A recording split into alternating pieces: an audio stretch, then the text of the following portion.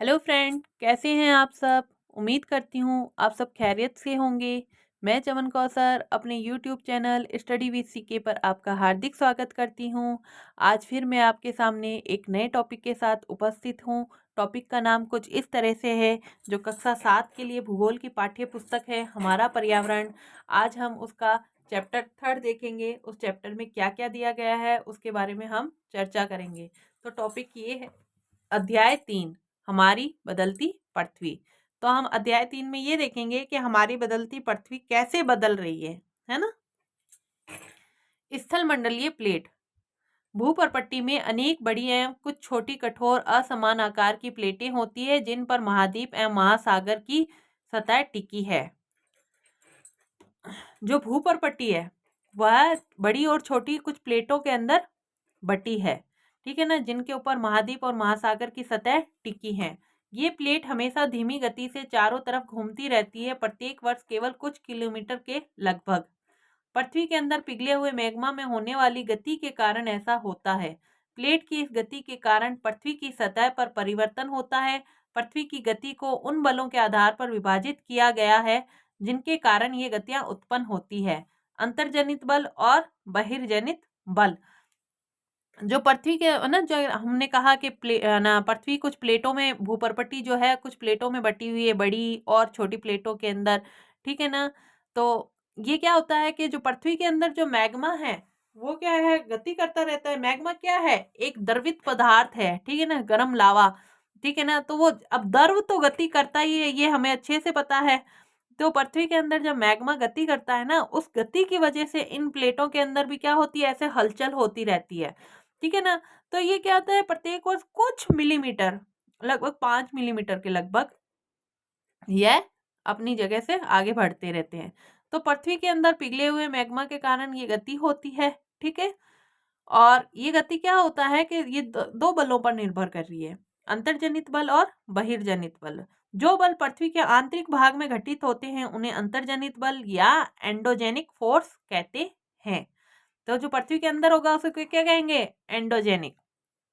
जो बल पृथ्वी की सतह पर उत्पन्न होते हैं उन्हें क्या कहेंगे, बहिर्जनित बल, यानी एक्सोजेनिक फोर्स कहते हैं। अब है पृथ्वी की गतियां। पृथ्वी की गतियां क्या है, दो प्रकार से, अंतर्जनित बल द्वारा और बहिर्जनित बल द्वारा। अंतर्जनित बल द्वारा है आकस्मिक बल और पटल विरूपण बल। आकस्मिक बल में आ जाएगा ज्वालामुखी, भूकंप, भूस्खलन। और पटल विरूपण में आ जाएगा पवन निर्माणकारी बल, ठीक है ना। जो पवन है वो क्या है, एक प्रकार का निर्माणकारी बल है, ठीक है। फिर आ जाएगा बहिर्जनित बल में अपर्दन एवं निक्षेपण। तो यहाँ आ जाएगा नदी, बहता जल, समुद्री तरंग, हिमनद और पवन। फिर आ जाएगा स्थल रूपों का विकास। स्थल रूपों का विकास कैसे हुआ इसके बारे में हम देखेंगे। तो सबसे पहले है ज्वालामुखी। ज्वालामुखी क्या है, भूपर्पट्टी पर खुला एक ऐसा छिद्र होता है जिससे पिघले हुए पदार्थ अचानक निकलते हैं। तो यानी ज्वालामुखी, ज्वाला मुख, मुख, ठीक है ना। जो किसी मुख से जिस मुख से ज्वाला बाहर निकल रही है, ज्वाला किसे कहते हैं, अग्नि को कहते हैं। तो उस मुख को क्या कहेंगे, जिस मुख से ज्वाला या अग्नि बाहर निकल रही है उसको हम कहेंगे ज्वालामुखी। और पर्पट्टी के ऊपर क्या होता है कि ऐसे छिद्र जिनसे जो गर्म लावा बाहर निकलता है, ठीक है ना। अब गर्म लावा, लावा क्या है, पिघला हुआ पदार्थ है, गर्म है, आग की तरह गर्म है। क्यों गर्म है, क्योंकि तापमान और दाब जो है पृथ्वी के अंदर बहुत ज्यादा होता है, इस वजह से, है ना। तो इसलिए ज्वालामुखी क्या है, जो ज्वालामुखी भूपर्पट्टी में खुला ऐसा छिद्र होता है जिससे पिघले हुए पदार्थ अचानक बाहर निकलते हैं। फिर आ जाएगा भूकंप। भूकंप स्थल मंडलीय प्लेटों की गति करने पर पृथ्वी की सतह पर कंपन होता है। ये कंपन पृथ्वी के चारों ओर गति कर सकता है, इस कंपन को भूकंप कहते हैं। जो स्थल मंडलीय प्लेटें हैं, मैंने कहा था शुरू में हमने स्थल मंडलीय प्लेटें पढ़ी थी कि पृथ्वी जो है कुछ प्लेटों से बनी हुई है, छोटी और बड़ी प्लेटों से बनी है, जिसके ऊपर महाद्वीप और महासागर की सतह टिकी हुई है। जब इनपे हलचल होती है ना, उसके कारण क्या होता है, पृथ्वी के अंदर कभी क्या होता है, ये अचानक से मतलब जल्दी जल्दी या तेजी से हो जाती है ना, तो इसके अंदर क्या भूकंप आ जाता है, यानी कंपन होता है। वह कंपन जो पृथ्वी के अंदर हो रहा है, पृथ्वी के चारों ओर गति कर सक रहा है, इसलिए उसको भूकंप कहते हैं, क्योंकि वो भूमि को कंपा देता है, ठीक है। फिर आ जाता है उद्गम केंद्र। भूपर्पट्टी के नीचे वह स्थान जहां कंपन आरंभ होता है, भूकंप उत्पन्न होता है, वह भूकंपीय ऊर्जा का उद्गम केंद्र कहलाता है। जो उद्गम केंद्र उसे कहते हैं, भूप्रपट्टी के नीचे जिस स्थान पर भी ये कंपन आरंभ होता है उसको उद्गम केंद्र कहते हैं। फिर आ जाएगा अधिकेंद्र। उद्गम केंद्र के भू सतह पर उसके निकटतम स्थान को अधिकेंद्र कहते हैं। यानी भूकंप जो है पृथ्वी के अंदर यहाँ से रहा, लेकिन है ना यहाँ शुरू हुआ, लेकिन क्या है पृथ्वी पर यहाँ दिखाई दिया, है ना, यहाँ झटके महसूस हुए, तो ये क्या हो जाएगा, अधिकेंद्र हो जाएगा। अधिकेंद्र से कंपन बाहर की ओर गमन करती है।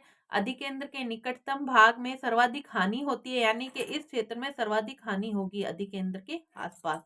एवं अधिकेंद्र से दूरी बढ़ने के साथ भूकंप की तीव्रता धीरे धीरे कम होती जाती है। ठीक है। भूकंपीय तरंगे 3 प्रकार की होती है, पी तरंगे अथवा अनुदैर्ध्य तरंगे, एस तरंगे अथवा अनुप्रस्थ तरंगे एवं एल तरंगे या अथवा पृष्ठीय तरंगे।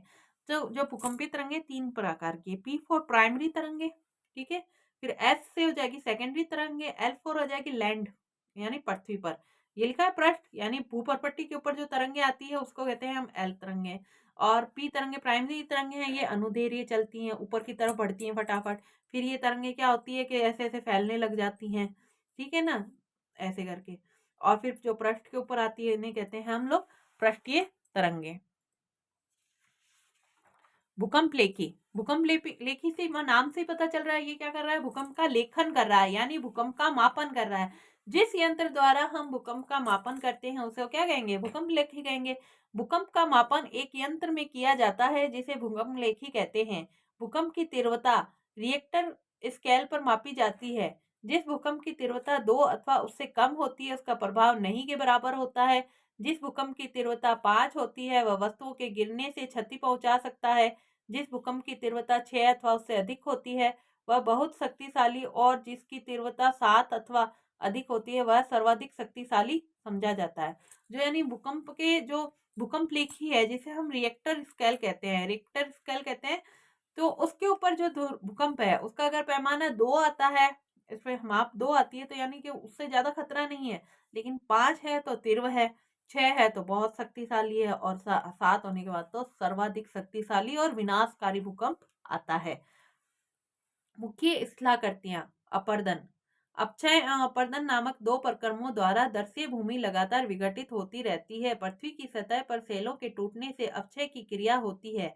भूदर्शीय पर जल, पवन एवं हिम जैसे विभिन्न घटकों द्वारा होने वाले क्षय को अपर्दन कहते हैं। तो अपर्दन सीधी सी बात है, पृथ्वी का कटाव जो है, भूमि सतह पर जो भी भाग हमारे को दिख रहे हैं वह जहां जैसे उनका जल द्वारा, पवन द्वारा या हिम द्वारा अगर कटाव होता है या उनकी घटत होती है उसी को क्या कहते हैं, अपर्दन कहते हैं। निक्षेपण। वायु, जल आदि अपरदित पदार्थ को एक स्थान से दूसरे स्थान पर ले जाते हैं और फलस्वरूप एक स्थान पर निक्षेपित करते हैं। अपर्दन एवं निक्षेपण के ये प्रक्रम पृथ्वी के धरातल पर विभिन्न स्थलाकृतियों का निर्माण करते हैं। यानी अपर्दन और निक्षेपण क्रिया के कारक समान है और ये दोनों लगातार चलती रहती हैं। यानी कहीं चीज का कटाव होगा तो उस चीज को भरने के लिए भी कहीं से निक्षेपण के लिए अवसाद भी वायु और जल ही लेके आएंगे, और जहां अब नहीं है वहां पर भी इनका निक्षेपण करेंगे। तो इसलिए क्या है, विभिन्न प्रकार की आकृतियों का, धरातल पर स्थलाकृतियों का निर्माण करते हैं। अब नदी के कार्य, यानी कि नदी जो है वह अपने द्वारा किन किन क्षेत्रों का निर्माण करती है उसके बारे में देखेंगे। नदी के कार्य। नदी निम्नलिखित स्थलाकृतियों का निर्माण करती है। पहली है जलप्रपात, यानी नदी जो सबसे पहले क्या बनाएगी, जलप्रपात, जहां स्रोत निकलेगी उससे आगे बढ़ने के बाद सबसे पहले जलप्रपात, फिर मैदानों में आने के बाद विसर्प, विसर्प के बाद चाप, फिर बाढ़कृत मैदान, फिर तटबंध, फिर वितरिका, और लास्ट में अंतिम बिंदु क्या है, डेल्टा। जलप्रपात। नदी के जल से दर्शनीय भूमि का अपर्दन होता है। जब नदी किसी खड़े ढाल वाले स्थान से अत्यधिक कठोर सैल या खड़े ढाल वाली घाटी में गिरती है तो ये जलप्रपात बनाती है। जो जलप्रपात है वह दर्शनीय भूमि जो है उसका अपर्दन करता है ना, नदी का जल। जब नदी का उद्गम होता है तो वो क्या है, पहाड़ों में उद्गम होता है। मोस्ट ऑफली नदियों का निर्माण पहाड़ों पे होता है, जैसे कि हिमालय में हिमानी है, हिमालय जो है वहां पे बर्फ है, बर्फ जो तापमान पार कर पिघलेगी तो वह पिघल कर जब आगे बढ़ेगी तो पहाड़ों से नीचे उतरेगी, तो पहाड़ों से जो नीचे उतर रही है उस वक्त जलप्रपात का निर्माण करेगी। क्यों? क्योंकि खड़े ढाल वाले स्थान से अत्यधिक कठोर सेल पर जब गिरती है तब किसका निर्माण होता है, जलप्रपात का। विसर्प। जब नदी मैदानी क्षेत्र में प्रवेश करती है तो वह मोड़दार मार्ग पर बहने लगती है। नदी के इन्हीं बड़े मोड़ों को विसर्प कहा जाता है। हम जब भी कभी नदी का चित्र बनाते हैं तो हम कभी भी सीधा नहीं बनाते हैं, है ना। सीधा क्यों नहीं बनाते हैं, क्या क्यों नहीं बनाते? क्योंकि नदी हमेशा क्या होती है, घुमावदार चलती जाती है, ऐसे चलती जाती है। उसका कारण ये क्योंकि उसके रास्ते के अंदर जो भी कठोर चट्टानें आती हैं उनको काटने की वजह से इसका क्या होता है, शेप इस तरीके से होता जाता है। तो नदी क्या करती है, नदी के इन्हीं बड़े मोड़ों को क्या कहते हैं, विसर्प कहते हैं। मैदानी क्षेत्र में ये मोड़दार मार्ग में बहने लगती है ऐसे घूम से, तो इसे क्या कहते हैं, विसर्प कहते हैं। चाप झील, विसर्प बनने के बाद विसर्पों के किनारे पर लगातार अपर्दन एवं निक्षेपण की क्रिया शुरू हो जाता है। ठीक है, और फिर क्या होता है, चाप झील का निर्माण होता है। विसर्प लूप के सिरे निकट आ जाते हैं। समय के साथ विसर्प लूप नदी से कट जाते हैं और एक अलग झील बनाते हैं जिसे चाप झील भी कहते हैं। ये जो ऐसे नदी ऐसे ऐसे घूम रही है ना, तो फिर क्या होगा कि ये जैसे जैसे ना इनके निक्षेपण होता जाएगा और कटाव होता जाएगा, तो इस तरीके से नदी क्या है, ये जगह छोड़ती जाएगी। ये सिरे पास आते जाएंगे, ये गोल हो गया, आगे बढ़ गई, तो ये जो चीज बनी ना यहाँ, तो ये झील बन गई, तो इसे क्या कहेंगे, चाप झील कहेंगे। ठीक है, फिर उस तरीके से आ जाएगा बाढ़कृत मैदान। कभी कभी नदी अपने तटों से बाहर बहने लगती है, फलस्वरूप निकटवर्ती क्षेत्रों में बाढ़ आ जाती है। बाढ़ के कारण नदी के तटों के निकटवर्ती क्षेत्रों में महीन मिट्टी एवं अन्य पदार्थों का निक्षेपण करती है। ऐसी मिट्टी एवं पदार्थों को अवसाद कहते हैं। इससे समतल उपजाऊ बाढ़कृत मैदान का निर्माण होता है। जब नदी के अंदर बाढ़ आती है ना, बाढ़ आती है तो नदी क्या होती है, बहुत बड़े क्षेत्र में फैल जाती है, और फिर वो वापस नदी अपने वापस सामान्य रूप में आती है ना, तो जो नदी के अंदर अवसाद होते हैं वो उन्हें वहीं निक्षेपित कर देती है, उन्हें वहीं बारीक मिट्टी को वहीं छोड़ देती है, और फिर क्या वापस सामान्य रूप में आके बहने लगती है। जब वो बाढ़ के बाद जो क्षेत्र में नदी की मिट्टी द्वारा निक्षेपण होने से जो मैदान बना है उसे हम बाढ़कृत मैदान कहते हैं। ये समतल उपजाऊ मैदान होते हैं। फिर आ जाता है तटबंध। नदी के उत्थित तटों को तटबंध कहते हैं। जो नदी के जो खड़े तट है ना, उन्हें तटबंध कहते हैं। फिर आ जाएगा वितरिका। समुद्र तक पहुंचते पहुंचते नदी का प्रवाह धीमा हो जाता है तथा नदी अनेक धाराओं में विभाजित हो जाती है, जिनको वितरिका कहा जाता है। समुद्र और पहाड़ के बीच में कितनी दूरी है, जैसे हम लोग एक स्टडी ही करते हैं, अगर अगर हम लोग पढ़ाई कर रहे हैं तो हम लोग सबसे पहले देखते हैं, सबसे पहले देखेंगे हम पर्वत देखेंगे, फिर पठार देखेंगे, फिर मैदान देखेंगे, या पर्वत देखेंगे, मैदान देखेंगे, उसके बाद हम समुद्र तक जाएंगे, है ना। तो इस तरीके से क्या कहते हैं, तटों तक जाते हैं ना, ऐसे करके। तो नदी भी जब पूरा रास्ता पार करके लास्ट में पहुंचती है ना, जब तक थक जाती है, नदी थक जाती है, अब उससे चला नहीं जाता, या ये कहते हैं बूढ़ी हो गई है, ठीक है, तो वो क्या आती है, विभिन्न ब्रांचेज में धीमी गति होने के कारण क्या आती है, विभिन्न ब्रांचेज में बंट जाती है ना, समुद्र में जाते जाते।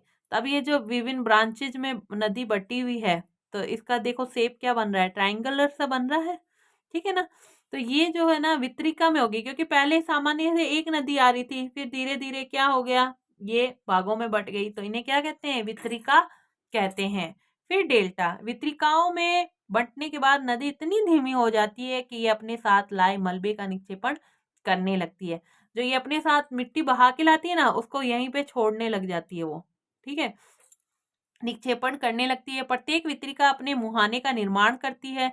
सभी मुहानों के अवसादों के संग्रह से डेल्टा का निर्माण होता है। तो ये जो मुहाना है, इसके इनके वितरिका के मुहानों के बीच में मिट्टी का निक्षेपण हुआ है, उससे किसका निर्माण हुआ है, डेल्टा का निर्माण हुआ है। उसके बाद हम देखेंगे समुद्री तरंग के कार्य। समुद्री तरंग भी विभिन्न स्थलाकृतियां बनाएगी। समुद्री तरंग द्वारा निर्मित स्थलाकृतियां क्या है, समुद्री गुफा है, तटीय मेहराब है, स्टेक है, समुद्र भर्गु है, और समुद्र पुलिन है। समुद्री गुफा, गुफा कैसी होती है, पहाड़ों के बीच के अंदर हम ऐसा साइन बना दें, अगर जैसे फॉर एग्जाम्पल ये से पहाड़ है, ये क्या होगी, गुफा हो गई। जब समुद्री तरंगे पत्थरों को काटती है और इस तरीके से है ना किसी के रहने लायक जगह बना दे, तो उसको क्या कहते हैं, गुफा कहते हैं। लेकिन जब क्या होती है, काटते काटते आर पार हो जाता है ना, आर पार जगह बन जाती है, तो उसको कहेंगे तटीय मेहराब। फिर क्या होता है कि भाई आर पार भी हो गई, फिर ऊपर की छत भी काट दी और ये ऐसे ही रह गई, तो इसे कहेंगे स्टैक। फिर आ जाएगा समुद्र भृगु और फिर आ जाएगा समुद्री पुलिन। समुद्री गुफा, समुद्री तरंग के अपर्दन एवं निक्षेपण तटीय स्थलाकृतियां बनाते हैं। जो समुद्री तरंगे लगातार सैलों से टकराती रहती है जिससे दरार विकसित होती है, समय के साथ ये बड़ी और चौड़ी होती जाती है, इनको समुद्री गुफा कहते हैं। समुद्री तरंगे भी अपर्दन और निक्षेपण का काम करती हैं और तटीय स्थलाकृतियां बनाती है, यानी समुद्री तरंगों द्वारा जो अपर्दन और निक्षेपण होगा उससे तटीय क्षेत्रों में स्थलाकृतियों का निर्माण होगा। जो भी तट के समुद्र के तट पर जो भी आकृतियां होंगी ना, वहां पे जो पत्थर पहाड़ होंगे वो उन्हीं को काटेंगी। तो वहां जिन सैलों का निर्माण होता है, स्थलाकृतियों का निर्माण होता है, उसे क्या कहते हैं? समुद्री गुफा कहते हैं। तो क्या होता है कि जहाँ वो समुद्र के पास जो सैल होती हैं उनमें क्या होती है, पहले दरार विकसित होती है, फिर समय के साथ साथ वह बड़ी और चौड़ी होती जाती है, जिसे क्या कहते हैं? समुद्री गुफा कहते हैं। तटीय मेहराब, समुद्री गुफाओं के बड़े होते जाने पर केवल छत ही बचती है जिसे तटीय मेहराब कहते हैं। जैसे ना गोल गेट नहीं होते, जैसे फॉर एग्जांपल आपने कहीं पे भी 3 दरवाजे नाम सुना होगा, जैसे जयपुर का है अजमेरी गेट है, बीकानेर का कोट गेट है। तो ये 3 बड़े गेट होते हैं, तो ऊपर से गोलाकार होते हैं, या अपन महलों में जाते हैं तो गेट होते हैं ना गोलाकार लिए हुए होते हैं, तो गेट से आर पार हम जा सकते हैं ना। तो वो क्या है? तटीय मेहराब है। वो कैसे बने हैं? समुद्र की जो तरंगे हैं उन्होंने चट्टानों को काट के रास्ता बना दिया पानी के आने जाने का, ठीक है ना, तो वो तटीय मेहराब है।